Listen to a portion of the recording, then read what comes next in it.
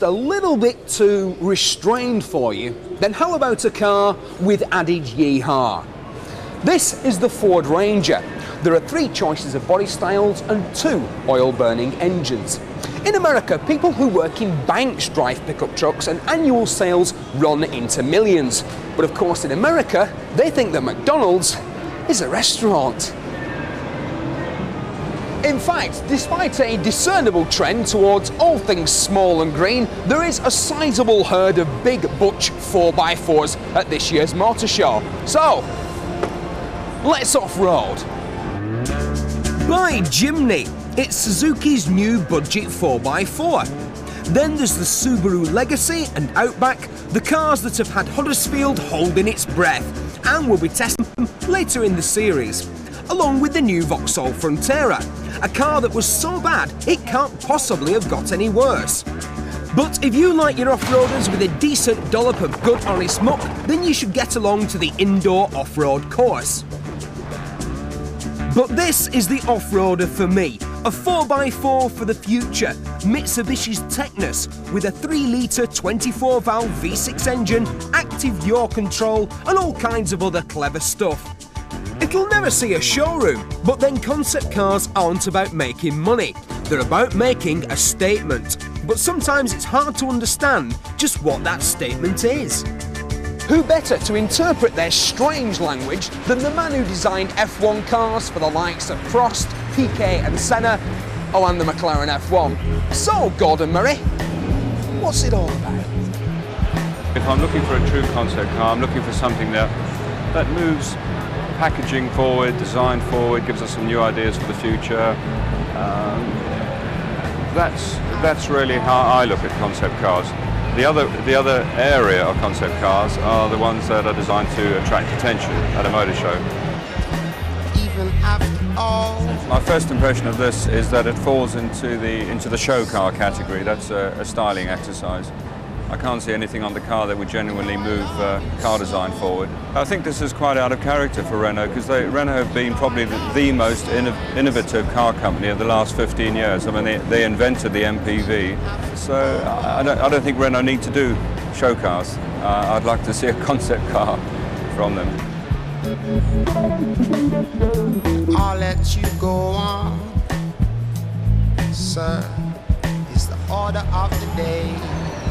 I think the styling's coming from, obviously, a retro feel, but more importantly, the American graffiti, the Californian hot rod culture, which I know that's not a big thing in Europe, and it only has a niche following, but it's something that, because it's foreign to people over here, is exciting. And the fact that a large car company is producing it is what we need, I think. We don't want to get too grey and ordinary. I think it's a good combination of a styling exercise and packaging and design. The fact that it's got really short overhangs and the double door opening, double hinge door, means that the packaging is going to be efficient, but it's still an exciting shape. I mean, to me, that's what Volkswagen should have done with the Beetle. It's got a really attractive basic shape, and then you get a detail like the rear quarter light, the back window, which just gets so messy, and you couldn't make it in 100 Sundays. You couldn't actually produce it. It's difficult to define because the concept's great. You know, a little open car, light as you can make it, watch the wheels bounce up and down, great fun. But I would have liked to have seen it much plainer and much more Lotus, if you like. But if this relentless pursuit of novelty tires you out, there's always the consistency of the Porsche stand. Because there is always a pant-wettingly gorgeous 911 at every motor show, and this one is no exception. But what's new this year? Everybody loves Porsche Carrera. But now, there's new improved Carrera 4. With its amazing double rubber system, it cuts through grease and irons out those troublesome bends. Excuse me, sir, I see you use Porsche Carrera. Well, yes, I do actually. Would you like to try new improved Carrera 4? Well, it looks just like the one I've already got. Yes, but if you take the Carrera Challenge, I know you'll feel the difference. Well, if you say so. Thanks. So I've come here to the Austrian Tyrrell to take the challenge, to see if I can feel the difference. The only obvious visual clues as to which is the four-wheel drive version, a badge on the boot and another on the door sill, have both been taped up. So will I be able to tell which is which just by driving them? Well, let's start with the red one.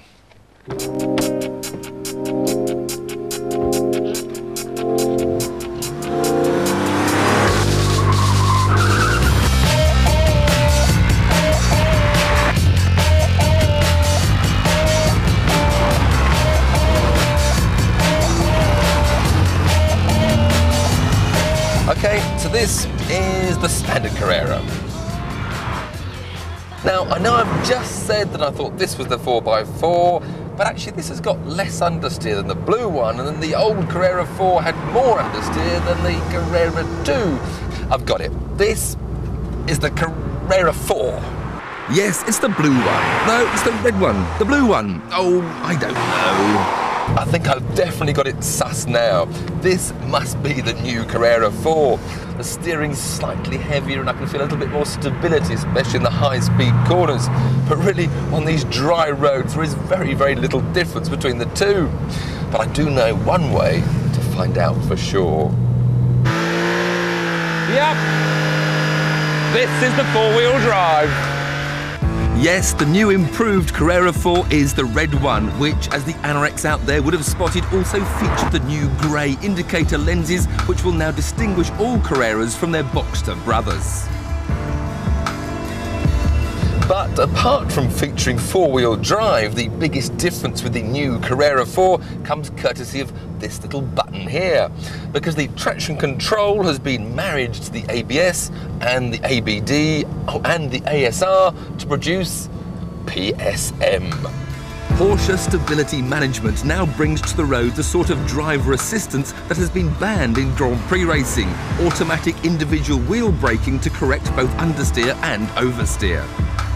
As more and more cars feature dozens of little sensors that monitor your every move, driver aids are obviously going to be the thing of the future. But at least Porsche supply you with that little button, so if you want to have complete control, you can. The four-wheel drive system adds 55 kilos to the overall weight, but the 0 to 60 time of just over 5 seconds remains the same. And now, for the first time on four-wheel drive, you can have the Tiptronic gearbox as an option.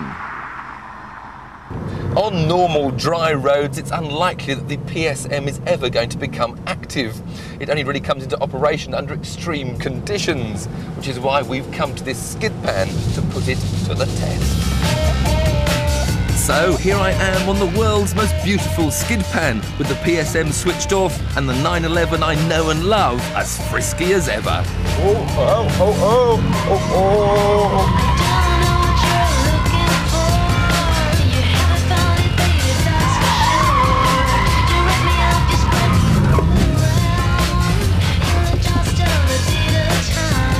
But now with the PSM switched off, however much of a hooligan I am, I can't get the back to step out.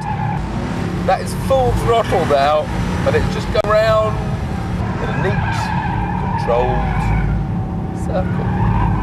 Switch it off, and oh, we're in trouble.